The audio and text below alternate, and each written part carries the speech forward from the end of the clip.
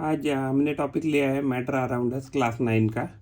तो एक्चुअली हमारा first concept है कॉन्सेंट्रेशन ऑफ सॉल्यूशन। तो कॉन्सेंट्रेशन ऑफ सॉल्यूशन क्या होता है, मान लीजिए अगर आपने 1 लीटर पानी लिया तो 1 लीटर पानी में अगर मान लीजिए अगर आपने नमक डाला 10 ग्राम, तो एक्चुअली क्या है कि इसका कॉन्सेंट्रेशन अलग रहेगा। अगर आपने दूसरा एक कंटेनर लिया, उसमें आपने 1 लीटर पानी लिया और उसमें मान लीजिए आपने 100 ग्राम नमक या NaCl डाला, तो इसका कॉन्सेंट्रेशन अलग रहेगा, राइट।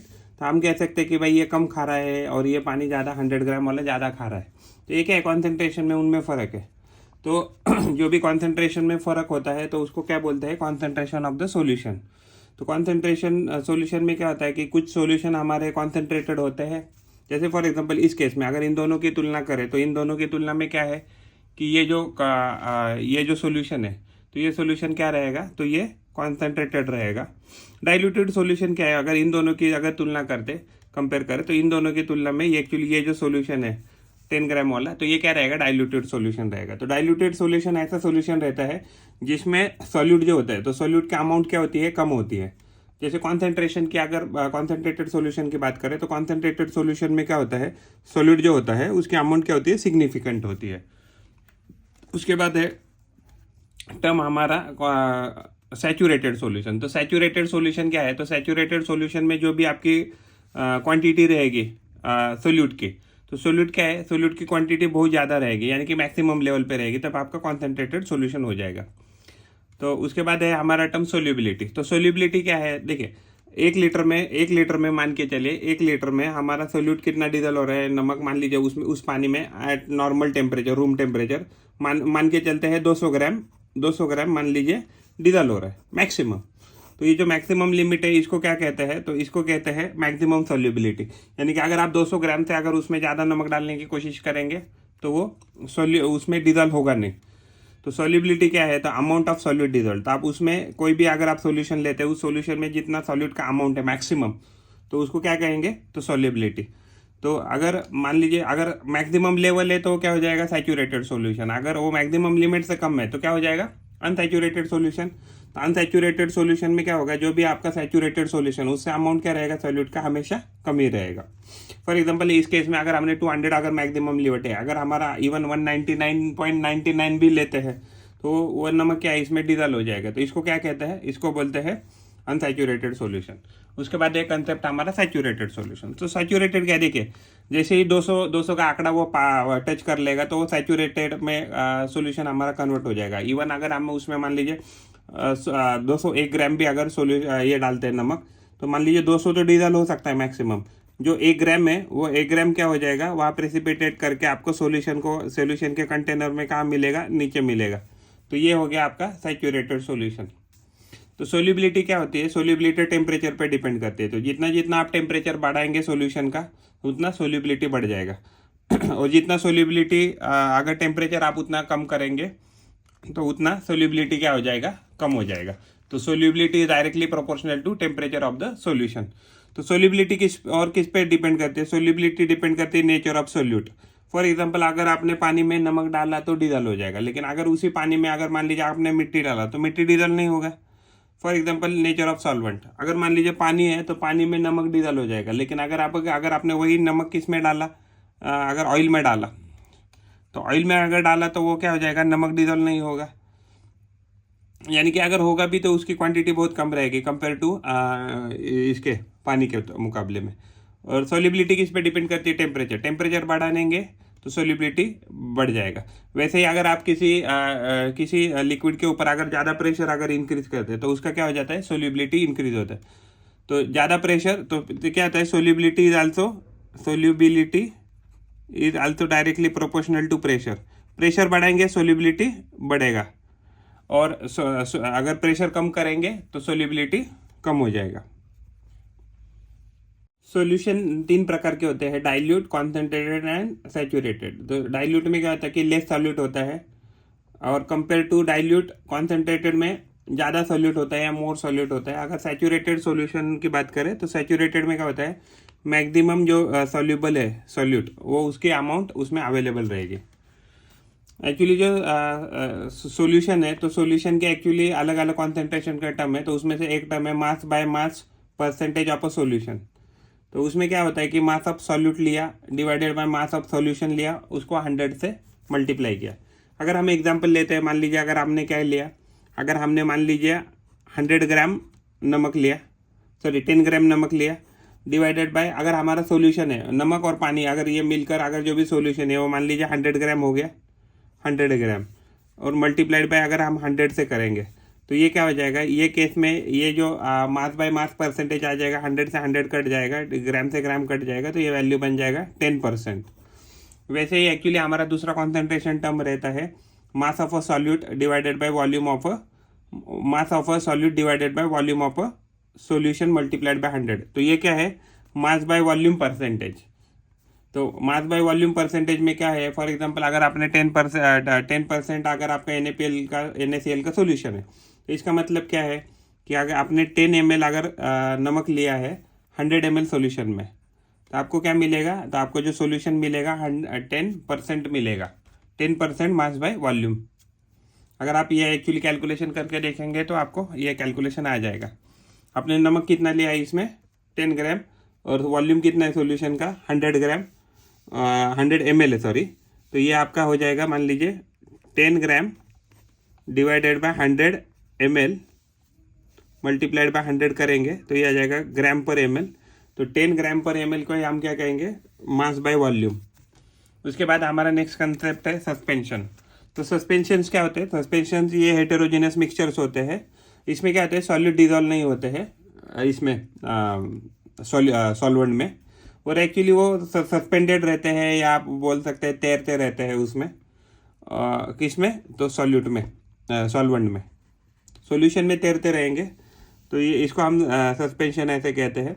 लेकिन सस्पेंशन की केस में क्या हो जाता है कि अगर आप उनको थोड़ा देर अनडिस्टर्ब कंडीशन में रख दे, यानी कि एक जगह पे उसको रख दे, तो क्या हो जाता है कि जो भी सॉल्यूट पार्टिकल है उसके, तो सॉल्यूट पार्टिकल धीरे धीरे करके कहाँ जाते हैं, सेटल हो जाते हैं, कहाँ, कंटेनर के नीचे। मान लीजिए ये कंटेनर का हिस्सा है, तो यहाँ नीचे जाके सेटल हो जाते हैं सस्पेंशन के पार्टिकल।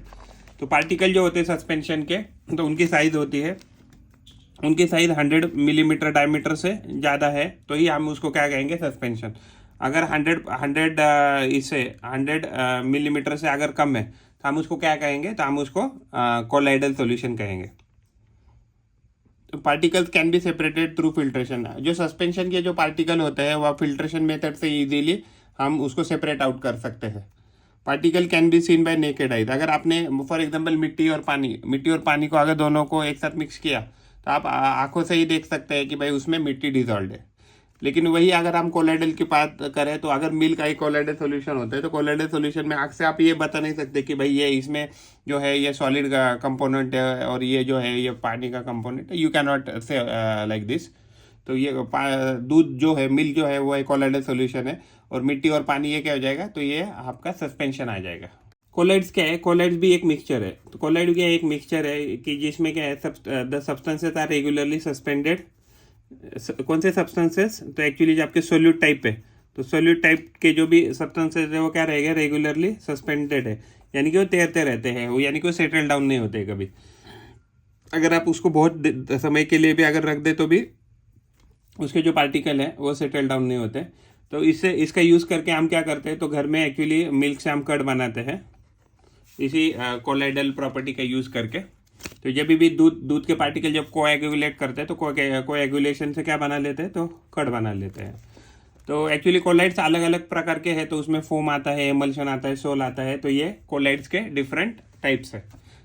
तो टिंडल इफेक्ट क्या होता है, मान लीजिए आपका कोई तो कंटेनर में आपने लिक्विड लिया, और लिक्विड है कुछ, और इस लिक्विड से अगर आपने लाइट पास की, अगर लाइट मान लीजिए अगर स्कैटर हो रही है ऐसे, तो इसको कहेंगे टिंडल इफेक्ट। अगर लेकिन मान लीजिए लाइट पास करने के बाद अगर स्ट्रेट लाइन में ही जा रही है, वो डिस्पर्स नहीं हो रही है या सेपरेट आउट नहीं हो रही, तो इसको कहते हैं Tyndall effect. Actually Tyndall effect कौन दिखाता है, तो Tyndall effect generally colloidal solution दिखाते हैं और सस्पेंशन दिखाते हैं।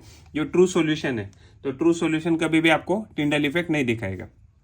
उसके बाद एक्चुअली हमारा concept disperse phase. Disperse phase क्या है कि देखिए, मान लीजिए आपका लिक्विड है और इस लिक्विड में कुछ छोटे छोटे ऐसे फ्लोट करते हुए कुछ पार्टिकल है। तो ये जो पार्टिकल जो है उसमें फ्लोट करते हुए छोटे छोटे जो पार्टिकल है उसको बोलते हैं डिस्पर्स फेज।